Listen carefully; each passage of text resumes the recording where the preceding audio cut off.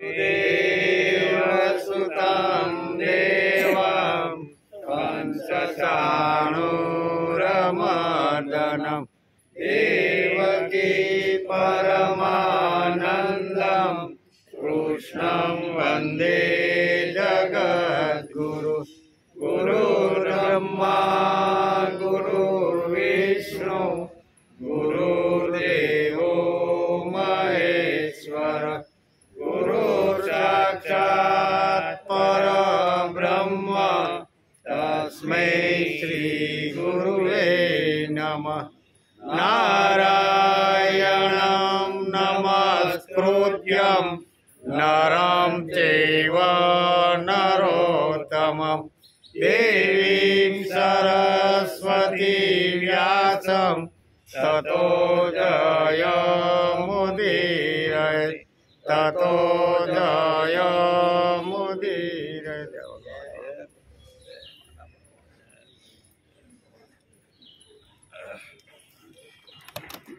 अत्र शूरा महेश्वासा भीमार्जुन समायुधि युयुधानो विराटश्च द्रुपदश्च महारथ दृष्टकेतुश्चिकितान् काशीराज्यस्य वीर्यवान् पुरोजिन्तु कुन्तिभोजस्य सेव्यस नरपुङ्गव युधामन्योच्च विक्रान्त उत्तमोजास वीर्यवान् सौभद्रो द्रौपदेया च सर्व एव महारथ। આજે શ્રીમદ ભગવદ્ ગીતા શરૂ થઈ ચિંતન એનો 10મો દિવસ। ગઈકાલે આપણે 1 થી 5 શ્લોકને નમસ્કાર કર્યા। આજે આપણે 6ઠા શ્લોકનો વિચાર કરવાનો છે। કયો છે? યુધામન્યો ચ વિક્રાંત ઉત્તમોજાસ વીર્યવાન સૌભદ્રો દ્રૌપદેયા ચ સર્વ એવ મહારથા।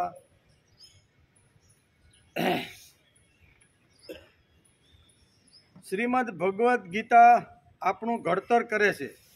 માનવ જીવન દુર્લભ છે, તે આપણને મળેલું છે તેનો પણ થોડી ગઈકાલે આપણે વિચાર કરતા હતા। પરાક્રમી યુધામન્યુ અને બળવાન ઉત્તમોજા પણ છે। સુભદ્રા પુત્ર અભિમન્યુ તેમજ દ્રૌપદીના 5 પુત્રો પણ છે। આ બધાય મહારથીઓ છે એમ દુર્યોધન આચાર્ય દ્રોણાચાર્યની પાસે જઈને આ પાંડવ પક્ષના યોદ્ધાઓનું વર્ણન કરે છે। પાંડવ પક્ષના યોદ્ધાઓનું વર્ણન કરતા અહીંયા મામકા અત્યારે આચાર્ય પાસે આવીને આ પ્રમાણે બોલે છે કે આ જે આપણી સામે જે આવીને ઊભા એ કોણ છે? તો કે પરાક્રમી યુધામન્યુ અને બળવાન ઉત્તમોજા, સુભદ્રાનો પુત્ર અભિમન્યુ તેમજ દ્રૌપદીના 5 જે પુત્રો છે ને એ 5 પુત્રો અત્યારે યુદ્ધમાં આપણી સામે આવીને ઊભા છે એમ કરી અને આ વર્ણન કરે છે। સૌભદ્ર એટલે સુભદ્રા, આ શબ્દ વાપરો ને કે સૌભદ્રો અને દ્રૌપદેયાચ, એનો અર્થ એ થાય સૌભદ્ર એટલે સૌભદ્રાનો પુત્ર અને દ્રૌપદેયાચ એટલે દ્રૌપદીને જે 5 પાંડવો દ્વારા જે પુત્રો થયા એના માટે દ્રૌપદેયાચ શબ્દ અહીંયા વેદવ્યાસે વાપરો છે। એટલે આ બે શબ્દો સમજવો। સૌભદ્ર એટલે સુભદ્રાનો પુત્ર, જેમ સૌભદ્રા કોના માટે વપરાયેલો શબ્દ છે? સુભદ્રા પુત્ર અભિમન્યુ માટે। સૌભદ્ર શબ્દ કોના માટે? તો કે અભિમન્યુ માટે આ શબ્દ અત્યારે વ્યાસે વાપરેલો છે। ઇતિહાસમાં એવા બહુ નામો છે જે માતાના નામથી પણ જોડાયેલા છે અને ઘણા નામો એવા છે કે જે પિતાના નામથી પણ જોડાયેલા છે। એટલે અહીંયા સૌભદ્ર એટલે માતાના નામ સાથે જોડાયેલું જે નામ છે એનું નામ છે અભિમન્યુ અને દ્રૌપદેયાચ એ પણ માતાના નામ સાથે 5 પુત્રોના નામ જે જોડાયેલા છે એનું નામ દ્રૌપદાયચ આવો શબ્દ વાપર્યો છે।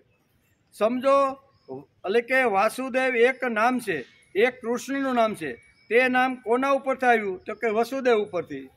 ઘણીવાર પિતાના નામ સાથે પણ બાળકનું નામ હોય છે અને ઘણીવાર બાળકનું નામ માતાની સાથે પણ જોડાયેલું છે. તેથી અહીંયા વેદવ્યાસ અહીંયા લખે છે કે સૌભદ્રોચ દ્રૌપદેયાચ સર્વ એવ મહારથા. દ્રૌપદીનો પુત્રો અને સૌભદ્રાના પુત્રો આપણી સામે આવીને અત્યારે યુદ્ધમાં ઊભા છે. એટલે કે બીજું નામ છે દાશરથ. તે કોના ઉપરથી આવ્યું તો કે દશરથ ઉપરથી નામ દાશરથ આવ્યું અને દાશરથ એટલે રામ. બરાબર ને? ઘણા બધા નામ અલગ અલગ રીતે છે. તેમ શ્રીમદ ભગવદ્ ગીતાના અહીંયા પ્રથમ અધ્યાયના અહીંયા 6થા શ્લોકની અંદર સૌભદ્રો અને દ્રૌપદેયાચ એ બંને માતાના નામ ઉપરથી પુત્રોના નામ આવ્યા છે એમ વ્યાસ આ શ્લોકની અંદર લખે છે. બીજું નામ છે દશરથ. ત્રીજું નામ છે શૈબ્ય. નામ કેમ આવ્યું? કારણ કે તે શિબી રાજાનો પુત્ર હતો એટલે એનું નામ શૈબ્ય પડ્યું. તેવી જ રીતે ગંગાનો પુત્ર ગાંગેવ અને ગાંગેવ એટલે ભીષ્મ. આપણે કહીએ ગાંગેવ, ગંગાનો પુત્ર કોણ? આ બધા નામ કોઈ માતા ઉપરથી હોય છે અને કોઈ પિતા ઉપરથી હોય છે. અહીંયા પણ માતા ઉપરથી આ બંને નામો અહીંયા દુર્યોધને આચાર્ય પાસે જઈને કીધા છે કે આ બંને યોદ્ધાઓ કેવા? દ્રૌપદેયાચલ, દ્રૌપદીના 5 પુત્રો અને સુભદ્રાનો એક પુત્ર અભિમન્યુ અત્યારે આપણી સામે આવીને ઊભા છે. એવી રીતે કુંતાનો પુત્ર કોંતે, બરોબર ને? તેવી જ રીતે પૃથાનો પુત્ર પાર્થ. સાત્યકી સેના પરથી નામ પડ્યું. સોમદત્તીનો પુત્ર સોમદત્ત, આ પણ પિતા ઉપરથી. દ્રૌપદેયચ 2 શબ્દો અહીંયા શ્રીમદ ભગવદ્ ગીતાના પ્રથમ અધ્યાયના 6થા શ્લોકની અંદર વ્યાસે વાપરેલા છે. એવી જ રીતે શ્રીમદ ભગવદ્ ગીતાના પ્રથમ અધ્યાયના 6થા શ્લોકમાં નામ આવ્યું છે સૌભદ્રો. તેવી રીતે દ્રૌપદો એટલે કે દ્રૌપદીના પુત્રો. આ બધા કેવા છે તો કે આ બધા મહારથીઓ છે. એમ અત્યારે દુર્યોધન આચાર્યને કહે છે કે આ બધા કેવા છે? આ બધા જે મારી સામે આજે લડવા આવ્યા છે એ બધા મહારથી છે. તેવું દુર્યોધન દ્રોણાચાર્યને કહે છે. આજના આ શ્લોકમાં વેદવ્યાસને એક જબરજસ્ત પાત્રનું વર્ણન કર્યું છે અને તે પાત્ર છે એટલે અભિમન્યુ. બરોબર ને? આજે અભિમન્યુ અત્યારે અહીંયા દુર્યોધનની આંખ સામે આવે છે. કેટલો બળવાન, કેટલો શક્તિશાળી, કેટલો મહાન યોદ્ધો છે એનું નામ આ શ્લોકની અંદર વ્યાસે લખ્યું છે. અને દુર્યોધન આચાર્ય પાસે જઈ અને એક મહાભારત અથવા શ્રીમદ ભગવદ્ ગીતાનું એક મહાન તેજસ્વ દિવ્ય પાત્રનું વર્ણન વ્યાસે સુંદર મજાનું કર્યું છે. એનો આજે આપણે વિચાર કરવાનો છે. સુભદ્રા દ્વારકામાં હતી, કૃષ્ણની બેન. તે વખતે પ્રેગ્નન્સી હોવાથી ત્યાં ડિલિવરી, આપણી ભાષામાં કેવું હોય તો કે ડિલિવરી કરવા માટે બેન જાય છે. એ વખતે અહીંયા શું કહેવાય, અભિમન્યુ જ્યારે પેટની અંદર હતો એ વખતે અહીંયા દ્વારકાની અંદર એ હતા. અને એ સમયે એટલે કે અભિમન્યુનો અર્થ શું થાય છે? અભિ એટલે નિર્ભય અને મન્યુ એટલે ગુસ્સો, ક્રોધ. એટલે આત્યંતિક ક્રોધ જેને આવી રીતનો છે એવો અભિમન્યુ. અભિમન્યુ સુભદ્રાનો પુત્ર છે, ભગવાન શ્રી કૃષ્ણનો ભાણેજ છે, અર્જુનનો પુત્ર છે અને અર્જુન જેટલો શક્તિશાળી અને બળવાન અભિમન્યુ છે. પ્રેગ્નન્સી વખતે સુભદ્રાને શ્રી કૃષ્ણ ભગવાન 7 કોઠાના યુદ્ધ સમજાવે છે. દ્વારકામાં જે વખતે હોય છે ને સુભદ્રા જે વખતે અહીં દ્વારકામાં આવી હોય છે અને એ વખતે સુભદ્રાને વાર્તા કરતાં ઇતિહાસ સમજાવતા જીવન સમજાવતા સુંદર મજાના આ 7 કોઠાનું યુદ્ધ કેવી રીતે કરી શકાય છે, અંદર કેવી રીતે પ્રવેશ કરી શકાય છે અને બહાર કેવી રીતનું નીકળાય, એ ભગવાન શ્રી કૃષ્ણ સુભદ્રાના પેટમાં જ્યારે ગર્ભની અંદર અભિમન્યુ હતું ને એ વખતે સુંદર મજાની વાર્તા અને સુંદર મજાનો ઇતિહાસ સમજાવે છે. ઇતિહાસ સરસ મજાનો છે. સમજાવતા ભગવાને સુંદર મજાની વાત કરવા લાગ્યા.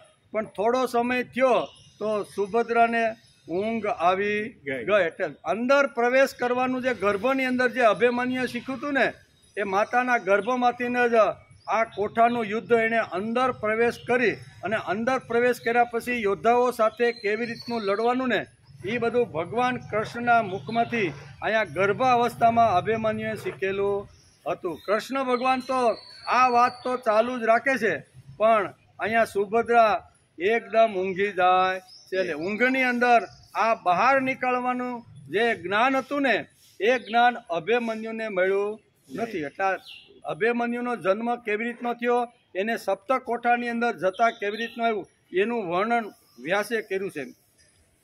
આખી ચક્રવ્યૂહની વાત સાંભળતા સાંભળતા સુભદ્રા ઊંઘી જાય છે. બહાર નીકળવાના સમયે ઊંઘ આવી જાય છે. બહાર કેવી રીતનું નીકળવું એ ભગવાન અત્યારે અહીંયા સુભદ્રાને રાત્રે સમજાવે છે, પણ ઊંઘ આવી ગઈ એટલે બહાર નીકળવાના વ્યૂહમાંથી એ સમજી શક્યો નથી. અભિમન્યુ ચક્ર વ્યૂહમાં પ્રવેશવાની વિદ્યાના ગર્ભમાં માના ગર્ભમાં શીખી જાય છે. આવા બધું બહુ મોટા દાખલાઓ છે. ગર્ભની અંદર ઘણા બધા સંસ્કારો એટલે ગર્ભાધાન સંસ્કારથી શરૂઆત થાય.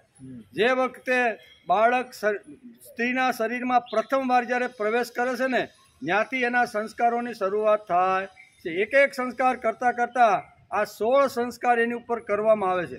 અને છેલ્લો સંસ્કાર એટલે અગ્નિ સંસ્કાર. આ બધા સંસ્કારો કોઈ બહારથી કરવામાં આવે અને કોઈ માના ગર્ભમાં કરવામાં આવે છે. માના ગર્ભની અંદર થયેલો અભિમન્યુનો પ્રથમ આ સંસ્કાર છે. અને તેથી જ અહીંયા પ્રથમ કોઠાની અંદર વ્યૂહની અંદર પ્રવેશ કરીને દુશ્મનોને કેવી રીતનો દાટ વાળો ને એ ભગવાન પાસેથી ગર્ભની અંદર સાંભળી લીધું છે. આવા ઘણા ચરિત્રો ગર્ભની અંદરથી જ આવી રીતના સાંભળીને બહાર નીકળે છે.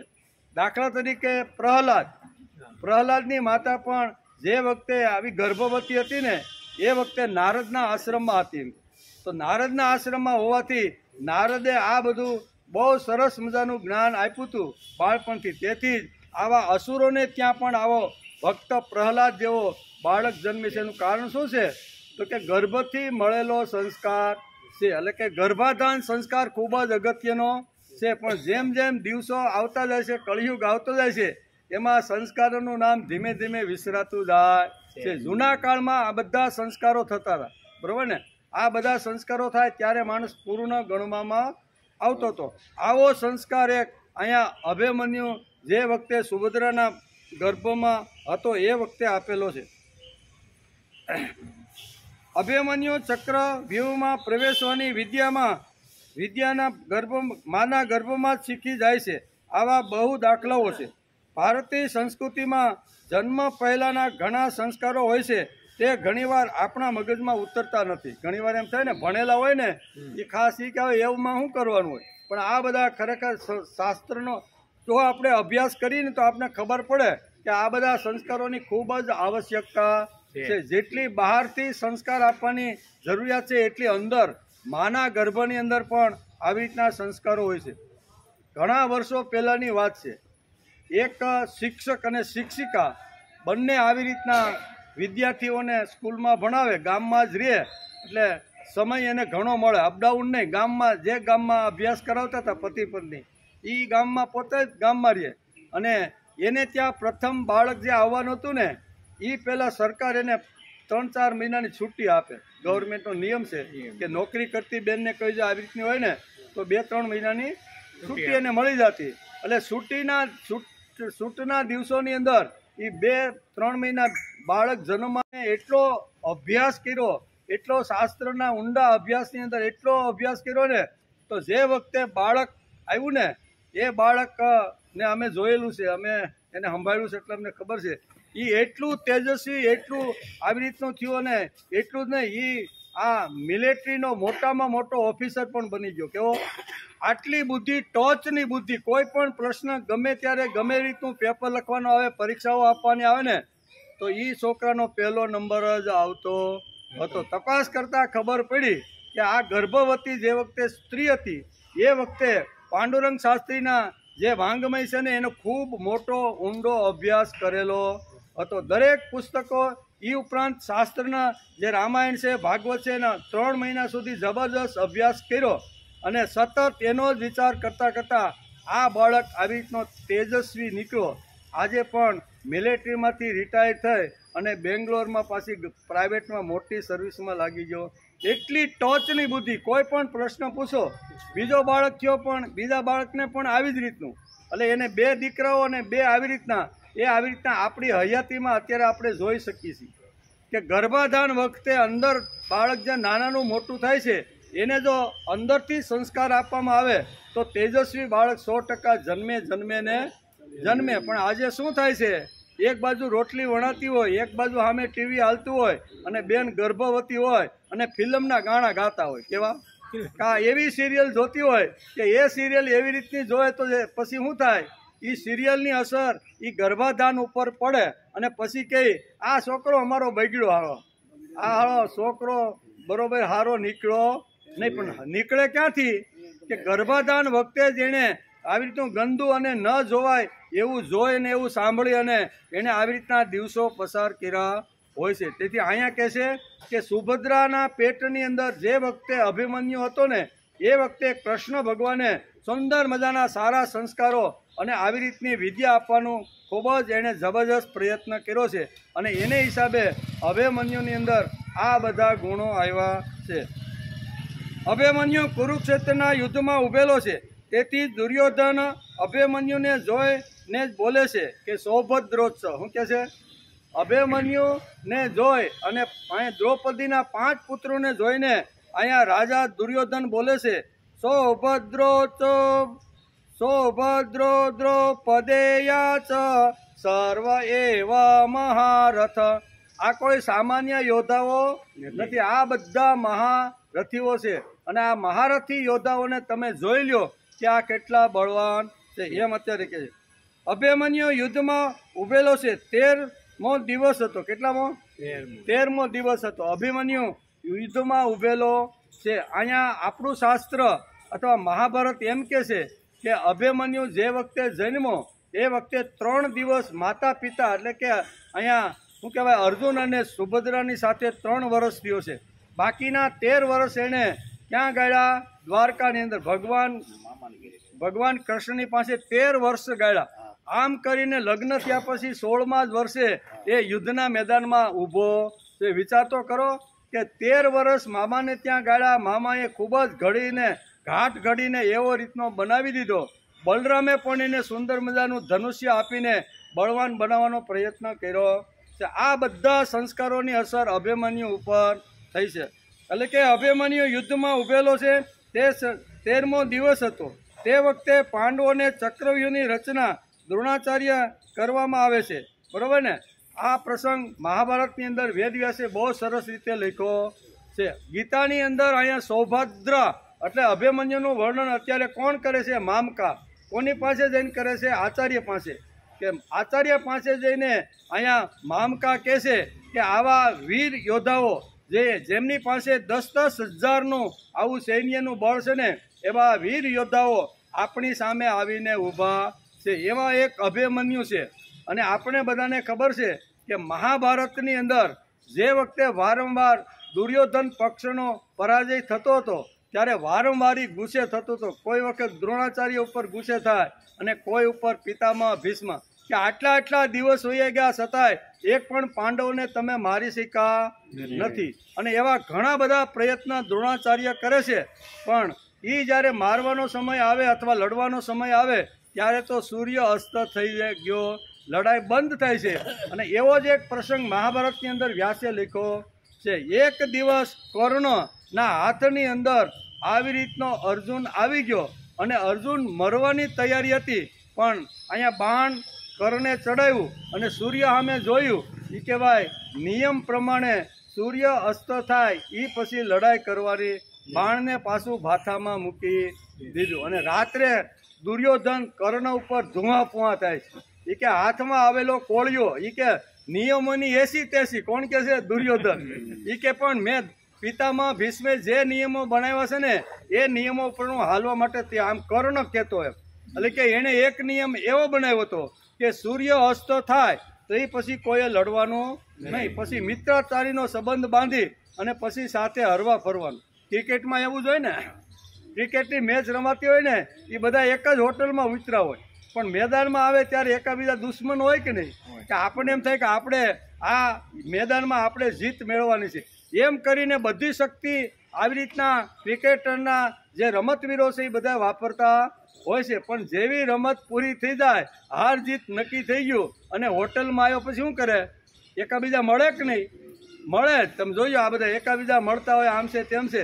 યુદ્ધના મેદાનમાં એકાબીજા દુશ્મન છે જ એમ, પણ અહીંયા જ્યારે યુદ્ધ પૂરું થાય ને રમત પૂરી થાય ને ત્યારે હોટલમાં એકાબીજા સાથે બેસીને પણ આવી રીતના નાસ્તા પાણી કરતા હોય છે. એટલે અહીંયા કહે છે કે તમે હાથમાં આવેલો કોળિયો, આજે અર્જુન યમપુરી પહોંચવાનો હતો અને તમે એને પહોંચાડ્યો નહીં. એ વખતે દ્રોણાચાર્ય કહે છે કાંઈ વાંધો નહીં, ભલે આજે એ બચી ગયો, પણ આવતીકાલે હું ચક્રવ્યૂહની રચના કરી અને યુધિષ્ઠિરને બંદી બનાવી દઈશ, અને એકવાર યુધિષ્ઠિર બંદી બની જશે પછી આપણું યુદ્ધ પૂરું, અને પછી પાંડવો જે માણસ હોય ને એને બંદીવાન બનાવે ને એટલે એની જીત થઈ જાય છે, એવું આપણા શાસ્ત્રમાં લખ્યું. તેથી અહીંયા દ્રોણાચાર્ય કહે છે કે ચિંતા કરીમાં ભાઈ, તું આવતીકાલે એવા ચક્રવ્યૂહની હું રચના કરીશ ને કે જેથી અહીંયા યુધિષ્ઠિર બંદીવાન આપણે કોઈને મારવા નથી, કાપવા નથી, કાંઈ નથી, પણ એક યુધિષ્ઠિરને જો બંદીવાન પકડી અને આપણે જો પકડી લઈને તો પછી યુદ્ધ અહીંયા સમાપ્ત થઈ જાય છે. પાંડવોની હાર અને કૌરવોની જીત, આવું પણ એના માટે કરવું શું? તો એના માટે આ ચંડાળ ચોકડીએ સાથે બેસીને એક પ્લાન કર્યો કે કૃષ્ણ અને અર્જુન લડતા લડતા એટલા બધા દૂર આવી વયા જાય કે અહીંયા ચક્રવ્યૂહ રચ્યો હોય એમાં પાછા આવી શકે, હાંજ પડે તોય ન આવે ને એટલા એને દૂર બેઈને લઈ જવા. એને ખબર હતી કે દ્રોણાચાર્યને કે ચક્રવ્યૂહ ભેદતા ફક્ત 2 જણાને આવડે, અંદર જાતા ને બહાર નીકળતા ફક્ત મહાભારતની અંદર એવા 2 પાત્રો છે કે જે પ્રવેશ કરી શકે છે અને દુશ્મનોનો બોકડો બોલાવીને પાછા બહાર નીકળી શકે, એવા 2 યોદ્ધાઓ હતા. એમાં એક અર્જુન હતો ને બીજા કૃષ્ણ હતા. આ બેને જ ખબર હતી કે ચક્રવ્યૂહમાં પ્રવેશ કરીને પાછું બહારું કેમ નીકળાય. એ જો 2 લડતા લડતા આપણે દૂર એને મોકલી દઈએ અને દી આત્મે ત્યાં સુધી ન આવે ને એવી રીતના ઘણા બધા કિલોમીટર ઉપર એને લઈ જવા પડે. તો એમાં એક યોદ્ધો તૈયાર થાય છે કે હું એને મારીશ નહીં, પણ લલચાવતો ગાળો આપતો એમ કરી અને દૂર લઈ જાય અને ચક્રવ્યૂહની પાછળથી રચના થાય છે. એમાં અભિમન્યુ આવી રીતનો કૂદ, એનો વિચાર આજ કરવાનો છે. અભિમન્યુ કુરુક્ષેત્રના યુદ્ધમાં ઉભેલો છે, તેથી દુર્યોધન અભિમન્યુને જોઈને બોલે છે કે સૌભદ્રો દ્રૌપદે યચ્છ સર્વ એવ મહારથા. અભિમન્યુ યુદ્ધમાં ઉભેલો છે, 13મો દિવસ હતો. એ વખતે પાંડવોને ચક્રવ્યૂહની રચના દ્રોણાચાર્ય દ્વારા કરવામાં આવે છે અને કોઈ રીતે અહીંયા યુધિષ્ઠિરને બંદી બનાવવાનો છે. મુખ્ય વાત એ હતી કે એકવાર યુધિષ્ઠિર બંદી બની જાય તો પછી અહીંયા યુદ્ધ સમાપ્ત થઈ જાય. એટલે આ હેતુથી અહીંયા દ્રોણાચાર્ય એક ચક્રવ્યૂહ રચે છે અને એ ચક્રવ્યૂહ ભેદવાનું ફક્ત અર્જુન અને કૃષ્ણ સિવાય કોઈ જાણતા નથી. આવું ચક્રવ્યૂહ રચવામાં આવે છે, તેમાં 7 કોઠા આવે છે. દરેક કોઠા ઉપર શક્તિશાળી બળવાન યોદ્ધાઓ તેમના સૈન્ય સાથે ઊભા છે. આની રચના ફક્ત દ્રોણાચાર્યને જ ખબર હતી અને પાંડવ પક્ષમાં 2 કૃષ્ણ અને અર્જુન ચક્રવ્યૂહને ભેદીને બહાર નીકળી શકે, આ 2 જ વ્યક્તિઓ આ બધું જાણતી હતી. એમ કે આગલે દિવસે કૌરવોએ એવું આયોજન કરવામાં આવ્યું કે કૃષ્ણ અને અર્જુનને લડતા લડતા દૂર લઈ જવા. ક્યાં? આ સભામાં રાત્રે દુર્યોધનની સભામાં નક્કી થયું કે એને લડતા લડતા 2 યોદ્ધાઓ એવા આપો કે જે એને લડતા લડતા દૂર લઈ જાય. એમ કે અર્જુન સંશક્ત નામનો જે યોદ્ધો હતો કૌરવ પક્ષનો, એનું નામ હતું સંસપ્તક સાથે યુદ્ધ કરે છે.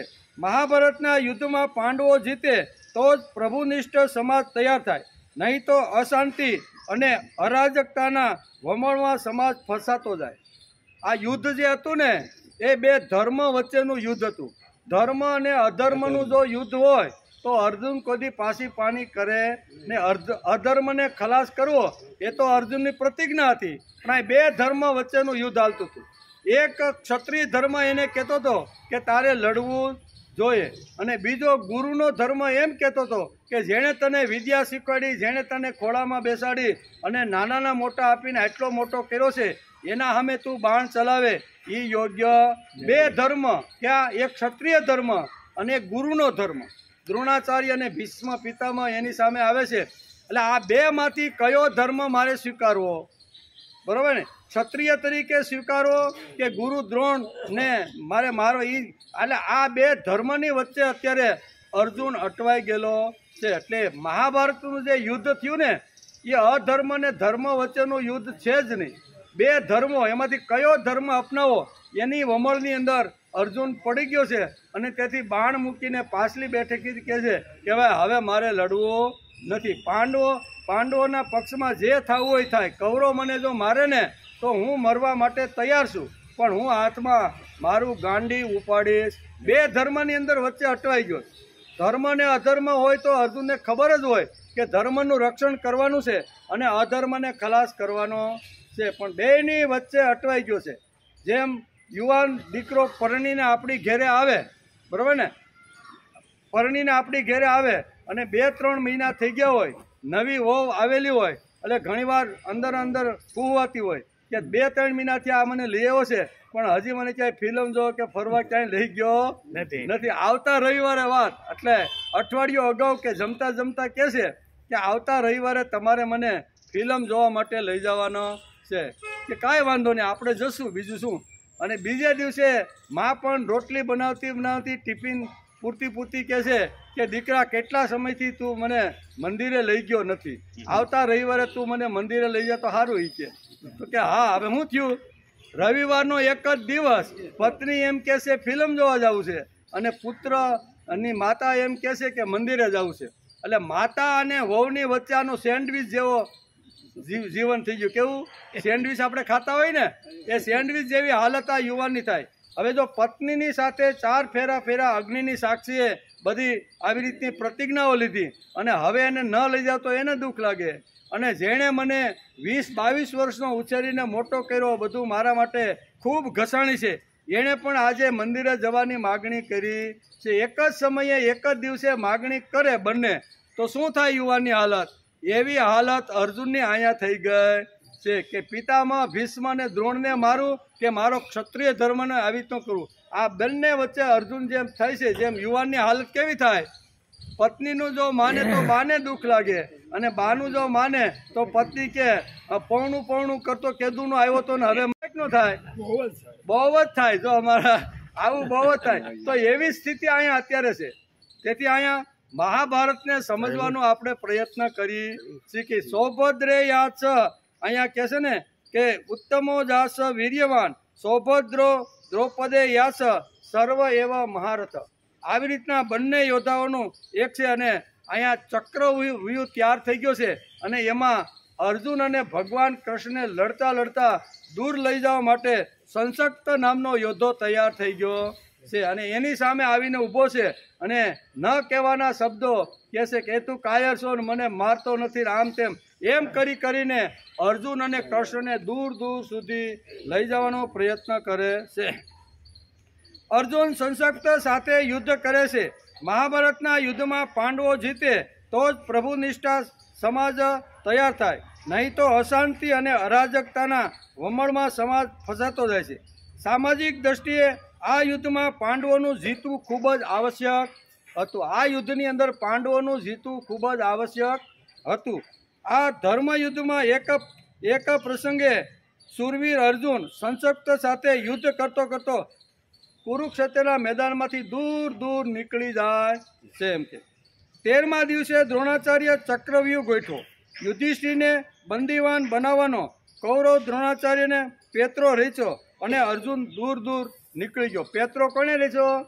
દ્રોણાચાર્ય અને ચંડાળ છોકરીએ સાથે બેસીને નક્કી કર્યું કે આવો એક ચક્રવ્યૂહ ગોઠવી કે જેની અંદર આ ચક્રવ્યૂહને કોઈ ભેદી શકે નહીં. અને એવા સમયે આપણે યુધિષ્ઠિરને બંદીવાન બનાવી અને આપણે યુદ્ધ સમાપ્ત કરી દેવું છે. આવો વિચાર કરીને ચક્રવ્યૂહની ખૂબ સુંદર આવી રીતની દ્રોણાચાર્ય રચના કરે છે. પાંડવોનો કોઈ પણ યોદ્ધો અભિમન્યુના ચક્રમાં પ્રવેશ દ્વારા, એટલે કે પાંડવોનો કોઈ પણ યોદ્ધો અભિમન્યુ ચક્રવ્યૂહમાં પ્રવેશ દ્વાર બંધ કરવા જયદ્રથને આ કામ સોંપવામાં આવ્યું. શું થયું કે દ્રોણાચાર્ય સુંદર મજાના પહેલા કોઠા ઉપર દ્રોણાચાર્ય ઊભા છે, પણ દરવાજાની બહાર એવી એક વ્યૂહ રચના દ્રોણાચાર્ય ગોઠવી હતી કે એક યોદ્ધો અંદર પ્રવેશ કરી જાય પછી બીજા યોદ્ધાઓ અંદર ન આવે, તેના માટે ઘણા બધા યોદ્ધાઓને અહીંયા દ્રોણાચાર્ય અહીંયા મુખ્ય દરવાજા ઉપર ઊભા રાખેલા હતા. એમાં મુખ્ય નામ છે જયદ્રથનું. જયદ્રથ એવો શક્તિશાળી બળવાન અને ભગવાન પાસેથી વરદાન માગેલું હતું કે તને એક દિવસ પૂરતા પાંડવોમાંથી તને કોઈ હરાવી શકશે નહીં. પાંડવો ગમે એટલા એક સાથે જો તારી સાથે યુદ્ધ કરશે ને તો તારો વિજય થશે. આવો ભગવાન પાસેથી તપસ્યા કરીને જયદ્રથે આવી રીતનો આશીર્વાદ મેળવો હતો. એટલે દ્રોણાચાર્ય બરોબર જાણતા હતા કે એક દિવસ પૂરતો જો જયદ્રથને મુખ્ય દરવાજા પાસે જો ઊભો રાખી દઈને તો બાકીના એક યોદ્ધો અંદર પ્રવેશ થાય તો બાકીના કોઈ થઈ શકે. આવી વ્યૂહરચના દ્રોણાચાર્ય સુંદર મજાની આવી ચક્રવ્યૂહમાં ગોઠવી દીધી હતી. પાંડવોનો કોઈ પણ યોદ્ધો પ્રવેશ ન કરે તે માટે જયદ્રથને મુખ્ય દરવાજા ઉપર એના સૈન્ય સાથે ઊભા રાખવામાં આવ્યો હતો. લવર મુસ્યો 16 વર્ષનો યુવાન ચક્રવ્યૂહ ભેદવા માટે ઊભો થાય છે. અંદર પ્રવેશવાનું જ્ઞાન હતું પણ બહાર નીકળવાનું જ્ઞાન એની પાસે હતું નહીં. લવર મુસ્યો કહેશે કે પાંડવ પક્ષ ઉપર અત્યારે ખૂબ જ અગવડતા આવી રહી છે. મારા પિતા અને કૃષ્ણ લડતા લડતા દૂર ગયા છે અને ચક્રવ્યૂહની રચના કરીને આવો એક પેતરો યુધિષ્ઠિરને પકડવા માટે બંદીવાન બનાવવા માટે કર્યો.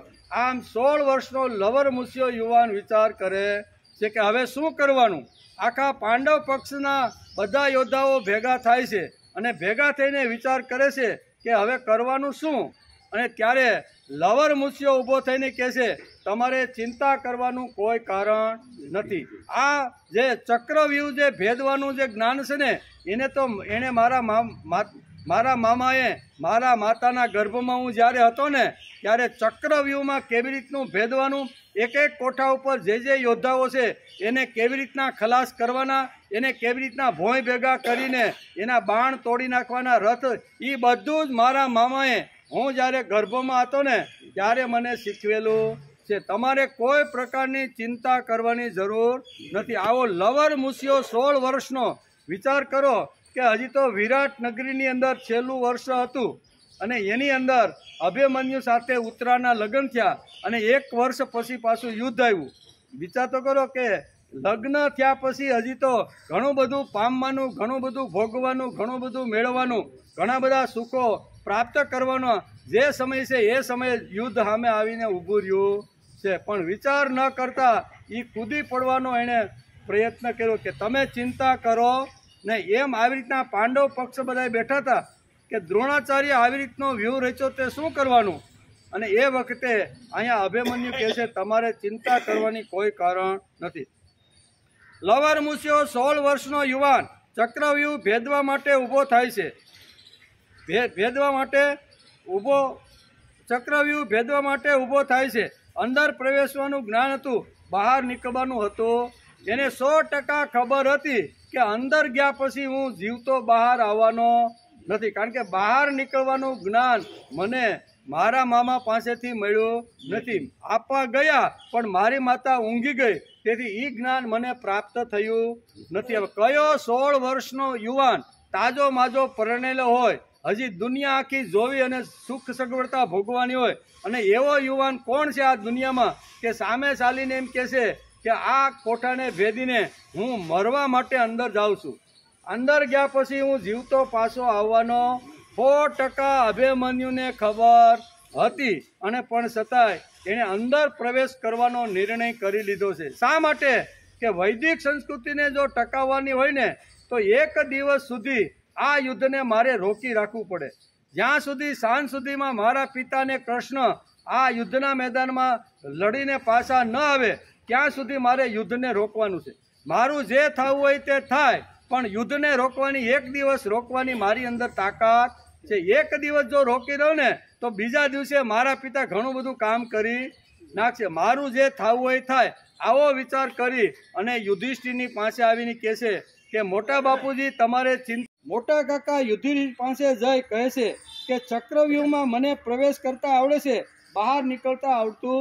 આ ચર્ચા હજી પાંડવોની વચ્ચે ચાલે છે કે હવે શું કરવું. અહીંયા દ્રોણાચાર્ય તો ચક્રવ્યૂહની રચના કરી દીધી છે. અને એ વખતે આ લવર મુસ્યો 16 વર્ષનો યુવાન એ સભાની અંદર આમ આવે છે. છતાં જે પ્રવેશવા માટે તૈયાર થાય છે, અંદર ગયા પછી મારું મૃત્યુ નિશ્ચિત છે, છતાં પણ છડછડાટ કરતો અભિમન્યુ અહીં કહે છે કે તમે ચિંતા કરવાનું કોઈ કારણ નથી. આ કામ તમે મને સોંપો. હું આ મુખ્ય દરવાજામાંથી મારા સૈન્ય સાથે 10,000 સૈન્યો સાથે હું પ્રવેશ કરીશ અને મારી પાછળ અહીંયા કહે છે કે આવી રીતના જે ભીમ છે વગેરે બધા જે યોદ્ધાઓ છે ને એ મારી પાછળ તમે આવજો એ કે, અને હું આગળ ને તમે બધા પાછળ, એમ કરી અને સાથે કોઠાને આપણે ખલાસ કરવાના છે. આખી પાંડવ સેનામાં સનસનાટો છવાઈ ગયો. પાંડવ સેના વિચાર કરતી હતી કે દ્રોણાચાર્ય આવી રીતના વ્યૂહરચના કરી છે તો હવે એને તોડવા માટે અથવા એની અંદર પ્રવેશ કરી અને 7 કોઠાને કોણ ખલાસ કરે, એવી જ્યારે યુધિષ્ઠિર સાથે પાંડવો બેસીને જ્યારે વિચાર કરતા હતા ત્યારે સનસનાટ કરતો આવી રીતનો કોણ આવે છે? અભિમન્યુ આવે. અભિમન્યુ આવીને કહે છે, શું કહે છે? સંકલ્પ દ્રઢ મારો જંગે જજો મનારો, મા સંસ્કૃતિ ને કાજે ધનુષ્ય ધારનારો, અભિમન્યુ થઈને ઉઠો લઈ કૃષ્ણ ના વિચારો, દુશ્મન દળોની વચ્ચે લઈ જાવ રથ મારો. હવે અભિમન્યુ ઊભો થયો અને છડછડાટ કરતો પાંડવ પક્ષ વિચાર કરતા હતા એની સેનામાં આવી અને આ શબ્દ બોલે છે, તમે સો ધર્મ જ્ઞાતા આજ્ઞા ચાહો સુકાકા, ફરકાવી દઈશ આજે વિજય તણી પતાકા, આવી પડેલી આફતને હું છું ખાળનારો, દુશ્મન દળોની વચ્ચે લઈ જાવ રથ મારો. ત્યારે યુધિષ્ઠિર વિચાર કરે છે કે હું જો આને રજા આપીશ અને કદાચ આ ચક્રવ્યૂહમાં ફસાઈને જો એનું મૃત્યુ થશે તો હું અર્જુનને શું જવાબ આપીશ. એટલે એમ સીધો એને ત્યાંથી વળાવે છે કે ભાઈ અમારા અધિકાર કરતા કુંતા માતાનો અધિકાર તારા ઉપર વધારે છે. કે કુંતા માતા જો તને રજા આપે ને તો તંતરે તું યુદ્ધમાં જા. વિનંતી કરો છું કુંતા માતા તમોને આજે, મને યુદ્ધમાં જવા દો માં સંસ્કૃતિ ન કાજે, જનતાની સામે ક્ષત્રિય કદી ન ઝૂકનારો. જો જંજારની સામે સંસનાટ કરતો અહીંયા દાદીમાં કુંતા માતા છે એની પાસે અભિમન્યુ કહે છે કે માં આજે ધર્મ સંકટની અંદર આવી ગયો છે. જો દ્રોણાચાર્ય ચક્રવ્યૂહ રચ્યો છે, મારા પિતા લડતા લડતા દૂર વ્યા ગયા છે, સાંજ સુધી આવે એમ નથી, અને પાછળથી આવો ચક્રવ્યૂહ રચી અને યુધિષ્ઠિરને બંદીવાન બનાવવા માટેનો પેત્રો કૌરવોએ રચી કાઢ્યો છે. તેથી હે કુંતા માતા તમે મને આજ્ઞા આપો અને હું આ તમારી આજ્ઞા તમારા આશીર્વાદ લઈ અને સપ્તાહ કોઠાની અંદર યાહમ કરીને કૂદી પડી અને દુશ્મનનો દાટ વાળું એવા તમે મને આશીર્વાદ આપો. કુંતા માતા વિચાર કે છે મારા કરતા એની માતાનો અધિકાર મારા કરતા વધારે છે. તેથી ભાઈ હું તો તને આપું છું પણ સુભદ્રા પાસે તારે જઈ એના આશીર્વાદ પણ લેવા જઈ. ત્યાં પણ જાય છે અને સુભદ્રા કહે છે કે હવે મારા કરતા અધિકાર અહીંયા ઉતરાનું છે, કારણ કે તે લગ્ન કર્યા છે અને લગ્ન કર્યા પછી દરેક જે માતાઓ છે ને એનો અધિકાર મટી અને પુત્ર વધુ ઉપર વહી જાય. તેથી જો ઉત્તરા તને રજા આપતી હોય યુદ્ધમાં જવાની તો તમતા આમ કરી અને એક પછી એક આવી રીતના બધાને પૂછતો અહીંયા આવે છે. તારું નામ ઉતરાશે ઉતરત હો છો આજે નહીં લડું તો ક્ષત્રિય ધર્મ લાગે, સ્વધર્મ હું બજાવી ભલે પ્રાણ જાય મારો, દુશ્મન દળોની વચ્ચે લઈ જાવ રથ મારો. મારો સંકલ્પ જે કર્યો છે તે સંકલ્પ તે છે મારો, અગ્નિની સાક્ષીએ મેં પકડ્યો છે હાથ તારો, તિલક કરો છો ભાલે છત્રાણી ધર્મ મારો, દુશ્મન દળોની વચ્ચે લઈ જાવ રથ તમારો. શું કે છે? દુશ્મન દળોની વચ્ચે લઈ જાવ રથ તમારો. આને કહેવાય ક્ષત્રાણી. હજી પરણીને આવી છે, એકે બાળકનો જન્મ થયો નથી, ગર્ભની અંદર બાળકો છે અને એવા સમયે કોઈ આવા યુવાન પતિને તિલક કરી અને યુદ્ધમાં મરવા માટે મોકલે એવી ક્ષત્રિય આ દેશની અંદર જન્મી છે. તેથી ભારતની ભૂમિ મહાન શા માટે, બરોબર ને, એની સુગંધ શા માટે છે કે આવી ક્ષત્રિયો આ દેશની અંદર પેદા. એ જ વખતે મેં સંકલ્પ કરી લીધો છે કે તમારો વિચાર એ મારો વિચાર, તમારું કાર્ય એ મારો કાર્ય, તમારું જે કાંઈ છે ને એ સમાની વ આકૃતિ સમાના હૃદયાની વ સમાન મસ્તુઓ મન યથા સુસ આસ. આવો મેં સંકલ્પ કરી લીધો. આપણા બેના મત એક, બેનો વિચાર એક, બેનો સંકલ્પ એક, બધાની કૃતિ એક. આવો મેં સંકલ્પ અગ્નિની સાક્ષી એ વખતે કરી લીધો છે. તેથી દુશ્મન દળોની વચ્ચે લઈ જાવ રથ તમારો. હું તમને તિલક કરું છું અને આવી રીતનું તમને છૂટ આપું છું કે તમે દુશ્મન દળોની વચ્ચે લઈ જાઓ. હે સંસ્કૃતિના રક્ષક, કૂતરા કે છે હું, હે સંસ્કૃતિના રક્ષક કુળને ઉજાળનારા, તું વીરતાથી લડજે તુજને પ્રણામ મારા. કે છે ત્યાં વખતે જો તું મને યાદ આવી, સંસાર યાદ આવી તો તું સારી રીતે લડી શકીશ. કેટલી મહાન સ્ત્રીઓ આ દેશની અંદર જન્મી. તેથી જ કહેવાય છે ચંદન છે માટી મારા દેશની, ખુશ્બુ ફેલાવે મારા દેશની. આવી માટીમાં આ લોકો જન્મ્યા છે અને તેથી 16 વર્ષની યુવાને આવી રીતના યુદ્ધની અંદર પ્રેરણા આપીને તિલક કરી અને મોકલવાનું પ્લાન પુત્ર અત્યારે કરે છે. તે સંસ્કૃતિના રક્ષક કુળને ઉજાળનારા, તું વીરતાથી લડજે તુજને પ્રણામ મારા. યુગ યુગ સુધી ગવાશે ઇતિહાસ અમર તારો, દુશ્મન દળોની વચ્ચે લઈ જાવ રથ તમારો. હું તમને આજ્ઞા આપું છું, આપું છું તમને કે મારું નામ ઉતરાશે, ઉત્તર આપું છું તમને, દુશ્મન દળોની વચ્ચે લઈ જાવ રથ તમારો. હું તમે પૂછ્યું ને મને કે તું મને રજા આપ, તેથી હું તમને રજા આપું છું કે દુશ્મન દળોની વચ્ચે તમે તમારા રથને લઈ જાઓ. યુધિષ્ઠિર વિચાર કરે છે કે મારી આજ્ઞા લેવા આવ્યો છે, મારી આજ્ઞા લેવા માટે આવ્યો છે, પણ હું આજ્ઞા કેવી રીતે આપું? હવે તો એની માં છે, એની દાદીમાં છે અને એની પત્ની છે. મારા કરતાં વધારે આનો અધિકાર એના ઉપર છે. તેથી થનથનાટ કરતો અહીંયા યુધિષ્ઠિર પાસેથી એક પછી એકને પૂછતો ઉત્તરા પાસે પહોંચી જાય છે અને ઉત્તરાને કહે છે કે હવે આવું સંકટ આવ્યું છે, આ સાંજ સુધી જો યુદ્ધને હું જો રોકી નાખું ને તો પાંડવોનો વિજય નક્કી છે, અને આજે જો ન રોકી શક્યો ને આવી રીતના યુધિષ્ઠિર જો બંદીવાન થઈ ગયા તો આજે કૌરવનો જીત નક્કી છે. એટલે કૌરવની જીત ન થાય એટલા માટે એક દિવસ પૂરતું કોઈ પણ હિસાબે મારે જે સહન કરવું પડે સહન કરી એક દિવસ મારે આ યુદ્ધ રોકવાનું છે. એ વખતે ઉત્તરાયણને તિલક કરે છે અને કરેલી પ્રતિજ્ઞા અગ્નિની સાક્ષીએ લગ્ન એ બધું યાદ કરાવીને કહે છે કે તમે જાઓ અને વીરતાને શોભે ને એવી રીતે તમે યુદ્ધની અંદર લડજો ને યુગ યુગ સુધી જો આ કામ તમે પાર કરીને આવશો ને તો યુગ યુગ સુધી તમારી કીર્તિ ગવાશે. આમ કરી અને ઉત્તરાયણ યુધિષ્ઠિર વિચાર કરે છે કે મારી આજ્ઞા લેવા આવ્યો છે, પણ ચક્રવ્યૂહમાં જવું એટલે મૃત્યુને ભેટવું.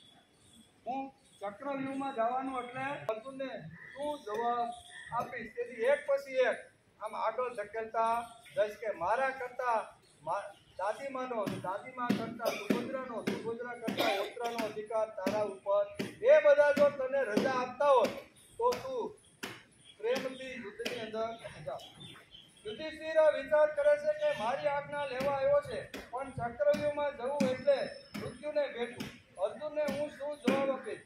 એની કુંતા, સુભદ્રા અને ઉત્તરા પાસે આ મોકલે છે અને ત્યાંથી એને આવી રીતનો જવાબ મળે છે. ઉત્તરા કે કાંઈ વાંધો નહીં, આ રીતે જો થતું હોય ને તો તમારો પ્રાણ તમારે આપવો પડે તો આપી દેજો, હું તમને વીર તિલક કરું છું. અને આ કદાચ ચક્રવ્યૂહમાં તમારું જો મૃત્યુ થશે ને તો યુગ યુગ સુધી દુનિયા તમને યાદ કરશે. આજે આપણે કરીએ છીએ ને અભિમન્યુને યાદ કરીએ. શા માટે? કે એની સામે બે વાત છે. ધર્મરાજ, કુંતા માતા, સુભદ્રા, ઉત્તરા પાસે અભિમન્યુ જાય છે, મને યુદ્ધમાં પ્રવેશવાની આજ્ઞા કરો. તમે તો ધર્મના જ્ઞાતા છો, તમે જો આજ્ઞા કરો તો હું ધર્મની પતાકા ફરકાવી દઈશ. આજ્ઞા આપો, ફરકાવી દઈશ. આજે વિજય તણી પતાકા. 7 કોઠામાં પ્રવેશ કરવો એટલે મૃત્યુને ભેટવું. શું 7 કોઠાની અંદર પ્રવેશ કરવો એટલે મૃત્યુને ભેટવું. શું હિંમત ફૂટી નીકળી છે કે કોઈ પણ હિસાબે, કોઈ પણ સંજોગોની અંદર સાંજ સુધી મારે યુદ્ધને અટકાવી દેવું છે. આવું યાહોમ કરીને બધા પાસેથી રજા લઈ, બધાએ શુભેચ્છા આપી, આશીર્વાદ આપી અને યુગ યુગ સુધી તમારી કીર્તિ ગવાય એવા આશીર્વાદ આપી અને અભિમન્યુને તિલક કરીને આ ચક્રવ્યૂહના જે મુખ્ય જે દરવાજો હતો ને એની પાસે જવાની પરવાનગી આપે છે. થઈ ગયો પાણીનો ટાઈમ.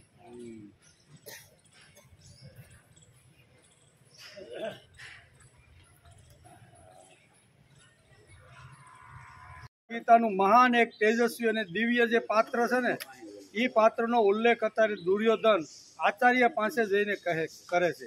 એટલે વચ્ચે અભિમન્યુ આવ્યા એટલે અભિમન્યુનું આખું જીવન ચરિત્ર અથવા કેવી રીતનું એનો આપણે થોડોક વિચાર કરવાનો પ્રયત્ન કર્યો. કે કેટલી તાકાત અહીંયા આ દુર્યોધન આવા 16 વર્ષના લવર મુસિયાને શા માટે યાદ કરે છે કે આપણી સામે 16 વર્ષનો લવર મુસિયો જે આવ્યો છે ને એ અત્યારે અહીં કે સૌભદ્રાનો પુત્ર અભિમન્યુ છે અને એ જ તમારી સામે લડવા માટે તૈયાર થઈ ગયો છે. તેથી અભિમન્યુ અથવા સૌભદ્રા એ 2 શબ્દને ફોડવાનો આપણે પ્રયત્ન કર્યો.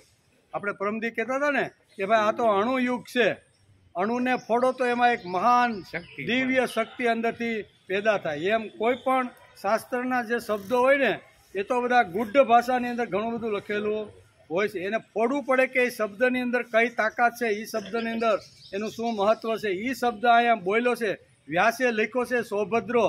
કારણ કે વ્યાસ જેવા મુનિ લખે છે. મારા તમારા જેવા બોલતા હોય ને લખતા હોય ને તો એક ઠીક વાત છે, પણ વ્યાસ જેવા મુનિ અહીં કહે છે સૌભદ્રો, સુભદ્રાનો પુત્ર. હા, હવે એટલે આ બધું ફોડવાનું છે, એટલે આપણે ફોડવાનો પ્રયત્ન કરીએ છીએ. આવો અભિમન્યુએ બધા પાસેથી રજા લઈ અને નક્કી કર્યું કે આ કોઠાની અંદર મારે પ્રવેશ કરી અને સાથે કોઠાને ખલાસ કરવાના છે. પણ એને પાકી ખબર હતી કે હું 6 કોઠા માતાના ઉદરમાં રહીને મેં બધા સાંભળ્યા છે. 7મા કોઠે કોને મારવાનો અને ત્યાંથી માર્યા પછી બહાર કેમ નીકળવાનું એ મને જ્ઞાન નથી. એટલે મારું મૃત્યુ નક્કી જ છે, એટલે હું મૃત્યુના મુખમાં જાઉં છું. આવું અભિમન્યુને અને ઓતરાને બેને નક્કી જ વાત હતી. એમ જ નહીં, પાંડવોને પણ નક્કી જ હતું. તેથી જ અહીં તો યુધિષ્ઠિર કહે છે કે ભાઈ મારા કરતાં અહીંયા તારા દાદીમાં અને તારી પત્નીને તારી બાની વધારે જવાબદારી છે. કારણ કે ખબર હતી કે દ્રોણાચાર્ય એટલો મોટો વ્યૂહરચના ગોઠવી હતી, બરોબર ને, કે અર્જુન અને કૃષ્ણ સિવાય આ વ્યૂહરચનાને કોઈ તોડી શકે નહીં. તેથી આ વ્યૂહરચનાની થઈ ગઈ છે. અને ફરકાવી દઈશ આજે વિજય તણી પતાકા. 7 કોઠામાં પ્રવેશ કરવો એટલે મૃત્યુને ભેટવાનું, મરવાનું જ છે, બરોબર ને. શું હિંમત છે અભિમન્યુની, માણસની. અભિમન્યુને શું તરવાટ હશે, શું તેમને ઉત્સાહ હશે, એને શું તાકાત હશે, એને શું ક્રોધ હશે, આને શું નિર્ભયતા હશે. આપણે વિચારવું જોઈએ કે જેમને ભીમ ભેદી ન શકે, પાંડવોના કોઈ માણસ ભેદી ન શકે, તે કોઠો ભેદવા માટે 16 વર્ષનો લવર મુસિયો તૈયાર થઈ ગયો. આને કોઈ ભેદી ન શકે ને એવી રીતનો આ કોઠો છે, પણ લવર મુસિયો એને ભેદવા માટે તૈયાર થયો. બધા હિંમત હારી જાય છે. તે સમયે અભિમન્યુ કહે છે કે હું જઈશ. શું તાકાત હશે આ ક્ષત્રિય બચ્ચા અભિમન્યુની અંદર, 16 વર્ષના યુવાનની અંદર કેટલી મોટી જબરજસ્ત તાકાત હશે. ચક્રવ્યૂહના દ્વાર પાસે આવીને અભિમન્યુ ઊભો રહે છે. તેમની સાથે 2 યોદ્ધા પ્રવેશવાના હતા. તે 2 યોદ્ધાઓ સાત્યકી અને ધૃષ્ટદ્યુમ્ન, એનું આખું સૈન્ય એની સાથે પ્રવેશ કરવાનું છે. એવું અહીંયા પાંડવ સેનામાં નક્કી થયું કે જે વખતે આવી રીતનો યુદ્ધની અંદર આ કોઠો તોડી અને અભિમન્યુ પ્રવેશ કરે તો એ વખતે અહીંયા 2 યોદ્ધાઓ લશ્કર સાથે અભિમન્યુની રક્ષા અને એના સહાય માટે 2 મહાન યોદ્ધાઓ આવી રીતના આવે. ચક્રવ્યૂહના દ્વાર પાસે આવીને અભિમન્યુ ઊભો રહે છે. તેમની સાથે 2 યોદ્ધા પ્રવેશવાના હતા. તે 2 યોદ્ધાઓ સાત્યકી અને ધૃષ્ટદ્યુમ્ન હતા. દ્રોણાચાર્યએ જબરજસ્ત વ્યૂહરચના ગોઠવી હતી. કેવી? એણે જબરજસ્ત પહેલાં જ કોઠાની અંદર સુંદર મજાનું એવી રીતનું દરવાજાની અંદર ગોઠવણ કરી હતી કે અભિમન્યુ લશ્કર સાથે અંદર પ્રવેશ કરી ગયો. દ્રોણાચાર્યે એવા દરવાજા બંધ કરી દીધા. પાંડવોનો એક પણ યોદ્ધ એટલે કે સૈનિક અંદર પ્રવેશ કરી શક્યો નહીં. તેથી એકલો અભિમન્યુ અહીં જશે. અભિમન્યુ એકલો પ્રવેશ કરે છે. અભિમન્યુનું તીર ત્વરાથી સન સન કરતું છૂટે. એ ગીત છે. શું છે? અભિમન્યુનું તીર ત્વરાથી સન સન કરતું છૂટે, મહારથીઓ પણ મૂંઝાણા શરમથી મસ્તક ઝૂકે. પસંદ કર્યું એ પરાક્રમીએ મરીને જીવવાનું, દિલમાં જંતર વાગ્યું પ્રભુ તારું કામ કરવાનું. આવા હેતુથી અંદર પ્રવેશ કરે છે. બધા જે કોઠાની અંદર જે યોદ્ધાઓ આવે છે એ બધાને આવી તો મહાત કરતો કરતો અભિમન્યુ આગળ વધે છે. અભિમન્યુને ખબર જ હતી કે મોત સામે છે. હું ચક્રવ્યૂહમાંથી પાછો ફરી નહીં શકું.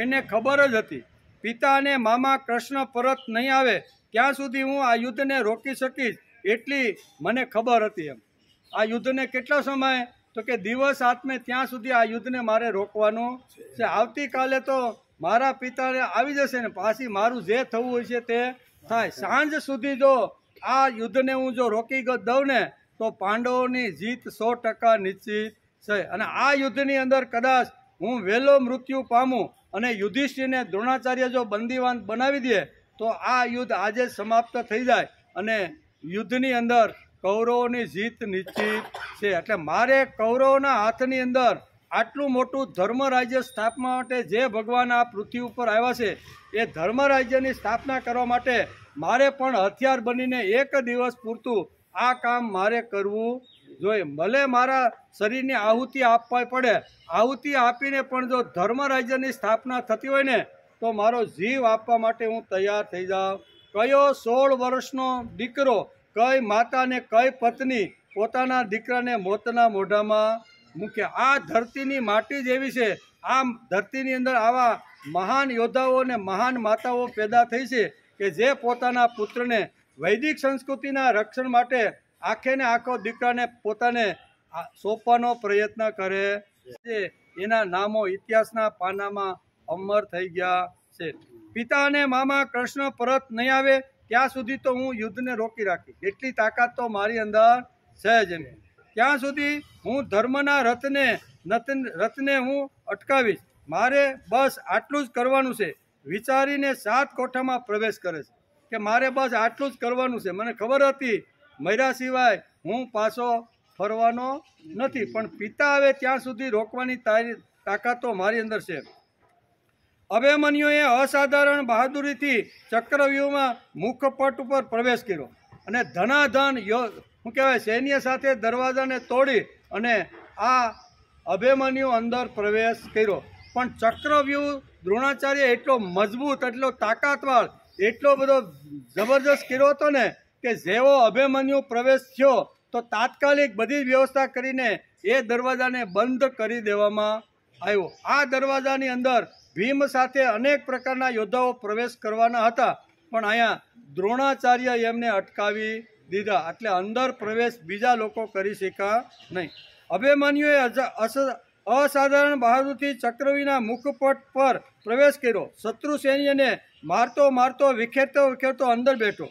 ચક્રવ્યૂહને અભિમન્યુએ તેની આવડત, શક્તિ અને શૌર્ય વડે દુશ્મનોનો દાટ વાળતો ધીમે ધીમે આગળ વધ્યો અને પાછળ જોયું તો એક પણ યોદ્ધો પાંડવ પક્ષનો દેખાણો નહીં. એટલે એને ખબર પડી ગઈ કે આ વ્યૂહરચના કેટલી ભેદી અને કેટલી આવી રીતની છે કે જે પાંડવ પક્ષના એક પણ યોદ્ધાને મારા રક્ષણ માટે અંદર પ્રવેશ કરવા દીધો નથી. દ્રોણાચાર્યએ આ આખો દરવાજો એવી રીતનો બંધ કર્યો કે પાંડવ પક્ષનો એક પણ સૈન્ય અંદર પ્રવેશ કરી શકે નહીં. નક્કી થયા પ્રમાણે અભિમન્યુ પાછળ ભીમ, ધૃષ્ટદ્યુમ્ન, સાત્યકી વગેરે પોતાના સૈન્ય સાથે દાખલ થવાના હતા, પણ એ દરવાજાને એવી રીતનો બંધ કરવામાં આવ્યો કે કોઈ પાંડવ પક્ષ અંદર જઈ શક્યો નહીં. જેવો અભિમન્યુ અંદર પેઠો તે જ ઘડીએ દ્રોણાચાર્ય વ્યૂહ ગોઠવ્યો હતો અને તેમાં જયદ્રથ સાથે મળીને આવી રીતના 7 આવી રીતના કોઠાઓ તૈયાર કર્યા હતા અને છેલ્લા કોઠા ઉપર જયદ્રથને ઊભો રાખ્યો અને પહેલા કોઠા ઉપર દ્રોણાચાર્ય ઊભા રહ્યા છે અને દ્રોણાચાર્ય પછી અહીં કહે છે કે બધા જે બધા ઊભા છે એ બધાને નક્કી થયા પ્રમાણે અભિમન્યુ પાછળ ભીમ, યુધિષ્ઠિર, સાત્યકી વગેરે પોતાના સૈન્ય સાથે દાખલ થવાના હતા, પણ તે થઈ શક્યા નહીં. તેઓ અભિમન્યુ જેવો અંદર પેઠો તે જ ઘડીએ દ્રોણાચાર્યે આ વ્યૂહના દરવાજા બંધ કરી દીધા. જયદ્રથ હાથી, ઘોડા, રથ, પાયદળ સૈન્ય વગેરે ગોઠવી આગળનું વ્યૂહ દ્વાર સજ્જડ રીતે બંધ કરી દીધું અને બધા પોતપોતાના કોઠા પ્રમાણે દ્રોણાચાર્યથી જયદ્રથ સુધી 7 કોઠાની અંદર બધા મહાન યોદ્ધાઓ કર્ણ છે અથવા જયદ્રથ છે અથવા દ્રોણાચાર્ય છે કે કૃપાચાર્ય છે કે અશ્વત્થામા બધા 7 જે મહારથીઓ હતા ને એ 7 મહારથીઓએ નક્કી કર્યું કે આજે આ કોઠામાં જે પ્રવેશ કરે ને એને તો આપણે યમપુરી પહોંચાડવાનો છે. આવું નક્કી કર્યું. પહેલા જ કોઠામાં દ્રોણાચાર્યના ચક્કાચાક ઉડાવી દીધા. કેવા? પ્રથમ કોઠાની અંદર દ્રોણાચાર્ય અહીંયા અભિમન્યુના સૈન્ય સાથે અહીંયા યુદ્ધ કરે છે, પણ યુદ્ધ એવું જબરજસ્ત કરે છે કે દ્રોણાચાર્યની બાણ જે આવે છે એ સહન દ્રોણાચાર્ય કરી શકતા નથી. તેથી પાંડવ સૈન્યમાંથી ચક્રવ્યૂહમાં કોઈ પ્રવેશી શક્યું નહીં અને સિંહ પુત્ર અભિમન્યુ ચક્રવ્યૂહમાં એકલો ફસાયો. પાંડવ સૈન્ય જઈ શક્યું, એકલો અભિમન્યુ ફસાઈ ગયો, બાકી કોઈ આવી શક્યું નહીં. સાક્ષાત વીરરસ સમા અભિમન્યુના ચક્રવ્યૂહ પ્રવેશથી જાણે એક વીજળી પ્રસાર થઈ ગયું હોય એમ બહાર ઊભા હતા એને બધાને થવા લાગ્યું. અભિમન્યુ અંદર લઈ અને એક કોઠાને તોડતો, મહારથીને ભોંય ભેગા કરતો, ધૂળ છાંટતા કરતો જ્યારે પોતાના બાણનો જ્યારે પ્રયોગ કરે છે અને એ વખતે બાણના હાથામાંથી જે પ્રકાશ નીકળે છે વીજળીના જેવો, એ બહારના લોકો જોઈ રહ્યા છે કે આ પ્રકાશ ક્યાંથી આવે છે, પ્રકાશ કોનો છે. પણ વીર અભિમન્યુના તીરમાંથી સનસનાટ કરતા જે બાણ છૂટે છે ને એ એક કોઠાની અંદર જે મહારથીઓ આવ્યા છે એ બધાને ધૂળ સાટતા કરી દે.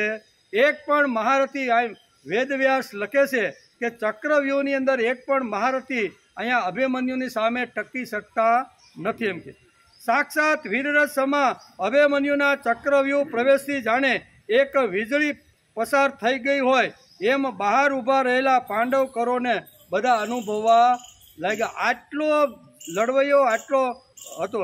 એકલો અભિમન્યુ શત્રુ સેનાઓના સૈન્યની વચ્ચે કોઈની સહાય વગરનો માત્ર 16 વર્ષનો લવરમુસ્યો યુવાન છોકરો સિંહની માફક શત્રુઓને સંહાર કરવા માટે જેમ હાથીના ઝુંડની અંદર સિંહ તૂટી પડે એમ અહીંયા અભિમન્યુ બધા કોઠામાં જે મહારથીઓ હતા ને એના ઉપર આ સિંહની જેમ તૂટી પડ્યો અને બધાના કોઈનો રથ તોડ્યો, કોઈનો ધનુષ્ય તોડ્યું, કોઈના સારથીને માર્યો, કોઈના આવી રીતના રથના પૈડા તોડી એકલે હાથે જબરજસ્ત આવી રીતનો યુદ્ધ કરતો એક કોઠો સર કરી બીજા કોઠામાં બીજાને સર કરી આમ આ સિંહ બાળ આવી રીતનો જેમ શું કહેવાય હાથીના ઝુંડમાં જેમ સિંહ પડે અને જેમ હાહાકાર મચી જાય ને એમ કૌરવ સૈન્યની અંદર આ ચક્રવ્યૂહમાં હાહાકાર મચી ગયો. દ્રોણાચાર્ય વિચાર કરે છે આ 16 વર્ષનો લવર મૂસ્યો અને મેં મારા કરતાં પણ કેટલી ઉંમરમાં નાનો છે અને મારા બધા જ ધનુષ્યને તોડી અને મારા કોઠાને સર કરીને આગળ નીકળી ગયો. ચક્કાચૂર બોલાવી દીધા દ્રોણાચાર્યના કોઠાને પણ. એકલો અભિમન્યુ શત્રુ સેનાઓમાં સૈન્યની વચ્ચે જ છે. વ્યૂહરચનાના આ 7 કોઠા ઉપર ઉભેલા મહારથીઓનો સામનો કરતો જે સામા આવે છે તે બધાને ધૂળ સાંટતા કરી દે. કેવો? કારણ કે મામાએ એક બાણ આપ્યું હતું ને કેવું બલરામ છે ને બલરામની પાસે એક જબરજસ્ત એક બાણ હતું. એ બાણ એને અભિમન્યુને આપ્યું હતું કે આ બાણથી તું બધાના ચક્કાચૂર કરી. એ બાણથી અત્યારે છે. વ્યૂહરચનાના 7 કોઠા ઉપર ઉભેલા મહારથીઓનો સામનો કરતો જે સામા આવે તે બધાને ધૂળ સાંટતા કરી દેતો હતો. દુર્યોધન, કર્ણ, દુશાસન, શૈલ્ય, દ્રોણ બધા મહાન યોદ્ધાઓ અભિમન્યુના પરાક્રમ સામે હાર માની ગયા કે ભાઈ આ બાળકને જીતવો એકલા હાથે અશક્ય છે, પણ પિતામહ ભીષ્મએ નિયમ કર્યો હતો કે એક યોદ્ધા સાથે એક યોદ્ધો, રથમાં બેઠો હોય તો રથી સામે રથી, હાથી ઉપર બેઠો હોય તો હાથી સામે હાથી, બરોબર, અને જમીન ઉપર લડતો હોય તો એક યોદ્ધો એક યોદ્ધા સામે જ લડી શકે, બરોબર. સમૂહમાં કોઈ દિવસ એક યોદ્ધા ઉપર કોઈ હુમલો કરી શકે. આવી પિતામહ ભીષ્મએ જે વખતે યુદ્ધ શરૂ થતા હતા એના નીતિ નિયમો ઘડ્યા હતા, એમાં એક નિયમ આ હતો. એટલે જે અહીંયા બધા વારાફરતી બધા દુર્યોધન આવ્યા, દુશાસન આવ્યા, દ્રોણાચાર્ય આવ્યા, ચક્રવ્યૂહની અંદર જે કોઠાની અંદર જે આવા મહારથીઓ જે શક્તિશાળી બળવાન ઊભા હતા એ બધાને ધૂળ સાટતા કરતા અભિમન્યુ આગળ વધતો જાય છે. વ્યવૃષ્ણના 7 કોઠા ઉપર ઉભેલા મહારથીઓનો સામનો કરતો જ હલકે સામા માણસને ભોંય ભેગા કરીને અભિમન્યુ ધીમે ધીમે પોતાના રથને સારથી સાથે આગળ ધપાવતો રહેલો છે. દુર્યોધન, કર્ણ, દુશાસન, શૈલ્ય, દ્રોણ બધા જ મહાન યોદ્ધાઓ અભિમન્યુના પરાક્રમ સામે હારી ગયા. શલ્યનો નાનો ભાઈ અને તેનો દીકરો બને અભિમન્યુને હાથે મરાઈ ગયા. કેવા જે યોદ્ધાઓ આવ્યા એ ઘણાને ભોંય ભેગા કર્યા, ઘણાને ધૂળ સાટતા કર્યા અને ઘણાને યમપુરી પહોંચાડી દીધા. એકલે હાથે તાકાતવાન જે શક્તિવાન અભિમન્યુ છે એ એકલા હાથે પોતાનું પરાક્રમ અત્યારે અહીં 7 કોઠાની અંદર સાંજ સુધી મારે આ યુદ્ધને અટકાવી દેવાનો છે એવો વિચાર કરીને યાહમ કરીને કૂદી પડ્યો. અને જે રસ્તાની અંદર જે મહારથીઓ આવ્યા હતા કોઈના બાણ તોડ્યા, કોઈના રથને તોડ્યા, કોઈના સારથીને માર્યો, એમ કરી અને અહીંયા અભિમન્યુ એટલે કે શૈલ્યનો જે નાનો ભાઈ અને એનો જે દીકરો હતો ને એ પણ આવી રીતના યુદ્ધ માટે ઉભા રહ્યા, એને પણ ભોંય ભેગા કરીને યમપુરી બંનેને પહોંચાડી દીધા, ઘાયલ કરી નાખ્યા. આવી રીતના ઘણા બધા સૈન્યોને મહાત કરતો અભિમન્યુ આગળ આવે છે. એમ કરી અને અહીંયા બહુ સરસ રીતે વેદવ્યાસ લખે છે કે ચક્રવ્યૂહમાં પ્રવેશ કરીને અભિમન્યુએ શું કર્યું, તો કે અભિમન્યુએ આ કામ કર્યું. અધર્મને સાથ આપનાર પિતાના ગુરુ આચાર્ય દ્રોણને નમસ્કાર કરી અભિમન્યુ કહે છે, એનો રથબથ તો બધું તોડી નાખ્યું ને અભિમન્યુ 2 હાથ જોડીને દ્રોણાચાર્યને કહે છે. શું કહે છે? દ્રોણાચાર્યને નમસ્કાર કરીને અભિમન્યુ કહે છે કે અધર્મને સાથ તમે અત્યારે આપ્યો છે, તમે અત્યારે અધર્મના પક્ષમાં ઊભા રહ્યા છો, તમે ધર્મનો ત્યાગ કરીને અપક્ષમાં આવ્યા છો, તેથી તમે ભલે મારા પિતાના તમે ગુરુ હોય પણ ધર્મમાં રહીને તમે લડો છો, તેથી તમે મારા શત્રુ છો. એમ કરી અને બાણ છણછણાટ કરતું દ્રોણાચાર્ય ઉપર છોડે છે અને દ્રોણાચાર્ય એકદમ ઘાયલ થઈ જાય છે. આ બધી તમે મારી સામે યુદ્ધમાં જીતો તો પણ તમે જીવનની બાજી હારી ગયા છો. અભિમન્યુ શું કહે છે દ્રોણાચાર્યને, તમે કદાચ આ 7 કોઠાની અંદર તમે બધા સાથે મળીને મને જીતી જાઓ ને તો પણ યુદ્ધની બાજી તમે બધા હારી ગયા છો. આવી નૈતિક હિંમત દાખવતા અભિમન્યુનું પરાક્રમ જોઈ પ્રભાવિત થયેલા આચાર્ય દ્રોણના શબ્દો આવી રીતના હતા. દ્રોણાચાર્યના શબ્દો હતા કેવા હતા કે પાંડવ સૈન્ય તથા યુધિષ્ઠિરને આનંદ વિભોર કરતા, કૌરવોના સૈન્યનો સંહાર કરતા અભિમન્યુ કરતા જેવો બીજો ધનુર્ધર યોદ્ધો આ જગતની અંદર કોઈ જન્મો નથી. કોના શબ્દો હતા? દ્રોણાચાર્યના. દ્રોણાચાર્ય કહેશે કે અત્યાર સુધી ઘણા યુદ્ધો મેં ખેલા અને ઘણા યુદ્ધની અંદર ઘણા ધનુર્ધારીને પણ જોયા, પણ આ એક ધનુર્ધારી એવો છે કે દુનિયાની અંદર અત્યાર સુધી મેં આવો ધનુર્ધારી 16 વર્ષનો લવર મૂસ્યો યુવાન આવી રીતનો યોદ્ધો અત્યાર સુધી મેં જોયો. કોણ વર્ણન કરે છે? દ્રોણાચાર્ય. દ્રોણાચાર્ય કોના પક્ષમાં ઊભા છે? કૌરવ પક્ષનો માણસ જો સામેના પક્ષનો જો વખાણ કરતો હોય તો એ 100% સાચા હોય છે. દુશ્મન પણ અહીંયા સામેના પક્ષનું વખાણ કરે છે. એમ કે તેનામાં એટલી શક્તિ છે કે તે કૌરવનો સૈન્યનો સંપૂર્ણ નાશ કરી શકે છે. અર્જુન સમોવડો કર્ણ પણ પોતાના સૈન્યના 2 હાલ કરી નાખે છે. કર્ણ જેવા યોદ્ધાનો કોઠો આવ્યો, અહીંયા વિચાર કરે છે કે હવે શું કરવાનું. અભિમન્યુ હાથમાંથી તીર લઈ અને સનસનાટ કરતું કર્ણના રથ ઉપર યાહોમ કરીને બાણની વર્ષા વરસાવે છે. કર્ણનો રથ પણ તોડી નાખે છે, એના બાણના પણ ભૂકે ભૂકા બોલાવી દે એવો શક્તિશાળી અહીંયા અભિમન્યુ કર્ણને પણ આવી રીતનું કરવા લાગ્યો છે. અર્જુન સમવડા કર્ણ પણ પોતાના સૈન્યના બેહાલ જોઈને સમસમી ઉઠ્યો છે.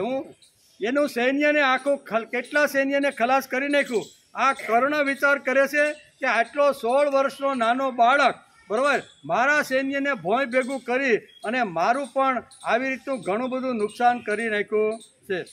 એટલે કે પોતાના સૈન્યના મહારથીઓને એક પછી એક હણતો હણતો આવે છે અને હારમાં કર્ણને જોયા. અર્જુન સમવડો કર્ણ પણ પોતાના સૈન્યમાં બેહાલ થઈ જોઈને સમસમી ઉઠ્યો છે. પોતાના સૈન્યના મહારથીઓને એક પછી એક હણાતા જોઈ કર્ણ દંગ થઈ ગયો કે મારા જે યોદ્ધાઓ હતા એને તો આ ભોંય ભેગા કરીને યમપુરી પહોંચાડતો રહેલો છે. હવે આને કોઈ પણ હિસાબે એકલે હાથે જે નિયમ અહીંયા શું કહેવાય પિતામાં ભીષ્મે ઘડ્યા હતા કે એક યોદ્ધાઓની સાથે એક યોદ્ધો લડે એ નિયમને હવે અમારે નેવા ઉપર મૂકી દેવો.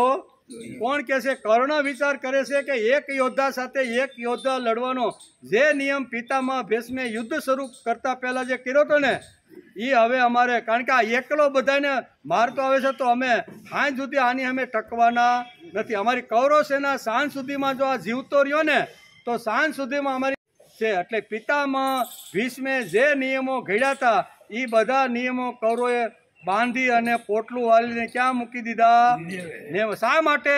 કે આ લવર મુસિયા સિંહના જેવો જે યુવાન છે ને એને કોઈ પણ હિસાબે અમારે ખતમ કરવાનો છે, નહીતર અમે કોઈ બચી શકવાના એકલે હાથે તો શક્ય જ નથી. એક યોદ્ધો એક કર્ણ હોય દ્રોણાચાર્ય કોઈ પણ એકલો યોદ્ધો જો અભિમન્યુની સામે આવ્યો ને તો એના ચક્કા ચામ ઉડાડી જાય એવી તાકાત અભિમન્યુની અંદર હતી એમ વ્યાસ લખે છે. અર્જુન સમવડા કર્ણને પણ આવી રીતનો ભોંય ભેગો કરીએ છે. કૌરવ પક્ષપાતી કર્ણ પણ બોલી ઉઠે છે મારી આબરૂ હાચવવા માટે હું ઊભો છું. એટલે કે ચારે બાજુ ઘાયલ તો હું થઈ ગયો છું, રથ તૂટી ગયો છે, પણ જો અહીંથી ભાગું ને તો લોકો મને બાયલો કે કેદુનો તું ઊંચા નીચો થતો તો લડવા માટે અને આ યુદ્ધની અંદર ભાગી ગયો. આવું મારી બે આબરૂ ન થાય ને. આ બોલે છે કોણ? કર્ણ બોલે છે કે મારી બે આબરૂ ન થાય ને તેથી હું ઊભો છું, બાકી હું મરી ગયેલો જ છું. કે એટલો મને આ એને ઇન્જર્ડ અને એટલા બધા બાણ મારા શરીર અને રથ ઉપર એટલા ભોંક્યા છે કે હું તો મરી ગયેલો છું પણ ભાગી શકાતું નથી. ભાગું ને તો મારી બે આબરૂ સમાજમાં થાય છે. એટલે સમાજમાં બે આબરૂ ન થાય એટલા માટે કર્ણ પણ અહીંયા બધી જ શક્તિઓ સહન કરીને ઊભો છે. એક પછી કે એ વિચારથી જ હું રણાંગણમાં ઊભો રહ્યો છું આમ કર્ણ બોલે છે. અભિમન્યુના બાણ જે આવે છે તે અત્યંત દારૂણ છે. કેવા? એક એક બાણ અગ્નિ જેવા છે અને અગ્નિમાંથી છૂટીને જે બાણ આવીતું જાય એ આખું બધું સળગાવી એવી તાકાતવાળા બાણો છે. કર્ણ બોલી ઉઠે છે કે અભિમન્યુના એક એક બાણ અગ્નિ જેવા તેજસ્વી બાણ મારા હૃદયને ભયભીત કરી નાખે છે. હવે કર્ણ જેવો કર્ણ બોલે છે હું કે અભિમન્યુનું એક એક બાણ મારા હૃદયને ભયભીત કરી નાખે છે. તો આ સમજી લેવું છે કે અભિમન્યુ કેટલો પાવરફુલ યોદ્ધો હશે ને. એ લડાઈના મેદાનમાં 7 કોઠાની અંદર આવીને ઊભો છે. બાણ મારા હૃદયને ભયભીત કરી નાખે છે. અભિમન્યુથી કર્ણ પ્રભાવિત થયો છે. ઉંમરમાં સમવડિયો દુર્યોધનનો પુત્ર લક્ષ્મણ ને વીર અભિમન્યુ ચેતવે છે કે તું હજી મારી સમવડિયો છો તેથી મારી સામેથી તું હટી જા, મારી સામે લડવા આય ને. એમ દુર્યોધનના પુત્ર લક્ષ્મણને અત્યારે અભિમન્યુ ચેતવે છે કે આપણે બે સમવડિયા છીએ અને સમવડિયા સહી એટલે તારે મારી સાથે લડવું જોઈએ નહીં. એમ કે આમ છતાં લડવું જ હોય તો તારા સગા સંબંધીને છેલ્લી વાર જોઈ લે. અભિમન્યુ શું કહે છે? લક્ષ્મણને એમ કહે છે કે ભાઈ તું મારા જેવડો નાની ઉંમરનો છો, હજી તું તારી મૂછનો દોરો ફૂટે છે, તારે જીવવું હોય તો હવે તું બાજુમાંથી હટી અને સાઈડમાં વયો જા. અને કદાચ તને એમ થાય કે મારે લડવું જ છે તો તારા જે આ બધા સગા છે ને એને છેલ્લી વાર જોઈ લે. આમ ત્રાડ મારીને અભિમન્યુ અત્યારે અહીંયા દુર્યોધનના પુત્ર લક્ષ્મણને આ રીતે કહે છે. આમ છતાં લડવું જ હોય તો તારા સગાઓના છેલ્લા દર્શન કરી લે. હું પછી તને દર્શન થવાના નથી, કારણ કે આજ પછી તું એને જોવાનો નથી અને આજ પછી તું આ બધાને નરકમાં જોઈશ ત્યાં સુધી તારા દર્શન થાય. આમ ત્રાડ મારીને સિંહની જેમ સણસણાટ કરતો અભિમન્યુ લક્ષ્મણના પુત્રને બાણ મારી અને શું કહેવાય યમ સદન પહોંચાડી દેશે. પ્રલયકાળનો સૂર્ય સમગ્ર સૃષ્ટિને બાળે તેમ અભિમન્યુ એકલા હાથે કૌરવ સૈન્યનો સંહાર કરતો કરતો એક એક કોઠા ઉપર સર કરતો કરતો આગળ ધીમે ધીમે જાય છે. એક પછી એક સર્વ મહારથીઓ અભિમન્યુ સામે પણ પાછા પડ્યા. અભિમન્યુ એ શત્રુ સૈન્યમાં હાહાકાર મચાવી કૌરવ પક્ષમાં જે હતું કે અમારા હાથમાં હવે જીત આવી ગઈ છે, હવે જીત હારની અંદર ફેરવાઈ જશે એવું બધા કૌરવ પક્ષને થવા કે અમે તો યુધિષ્ઠિરને બંદી બનાવીને આ યુદ્ધ જીતવા માગતા હતા, પણ હવે આ બધા કૌરવ પક્ષના 7 મહાન જે યોદ્ધાઓ છે ને એ પણ વિચારવા લાગ્યા કે જીતની બાજી હવે હારમાં ફેરવાઈ જશે, હવે શું કરવું જોઈએ. આમ કરી અને બધા યોદ્ધાઓને આવી રીતનો મારતો મારતો જાય છે. જાણે સ્વયં વિષ્ણુ ભગવાન અસુરોનો નાશ કરવા શસ્ત્ર લઈને મેદાનમાં ઉતર્યા હોય તેવી રીતે અભિમન્યુ આવી રીતનો મેદાનમાં અત્યારે ઉતરો છે. ભગવાન વિષ્ણુ હાથમાં છે આવી રીતનું શસ્ત્ર લઈ અને અસુરોનો નાશ કરવા માટે જે વખતે રણ મેદાનમાં ઉતરે છે એવો જ અભિમન્યુ અત્યારે 7 કોઠાની અંદર અહીંયા પાંડવોની સામે ઊભો છે. અભિમન્યુ બાળક જેવા સામે પણ કૌરવ ટક્કર ન ઝીલી શકે. 16 વર્ષના બાળક સાથે દ્રોણ હોય, પછી દ્રોણની સામે બધા જયદ્રથ જેવા મહારથીઓ છે એ પણ 16 વર્ષના બાળક સાથે ટક્કર ઝીલી શક્યા નહીં. તો તે અર્જુન ભીમ સામે કેવી રીતે લડી શકશે.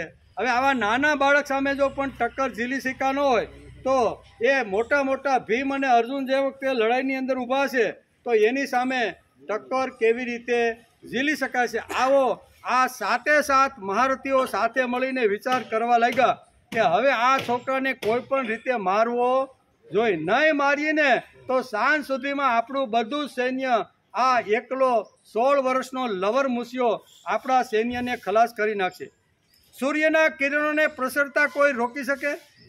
સૂર્યનું કિરણ જ્યાંથી શરૂ થયું તો એ ધરતી ઉપર આવવું હોય કે ના અમે તું રોકી શકતો નથી. એટલે કે સૂર્યના કિરણને પ્રસરતા કોઈ અટકાવી શકતું નથી.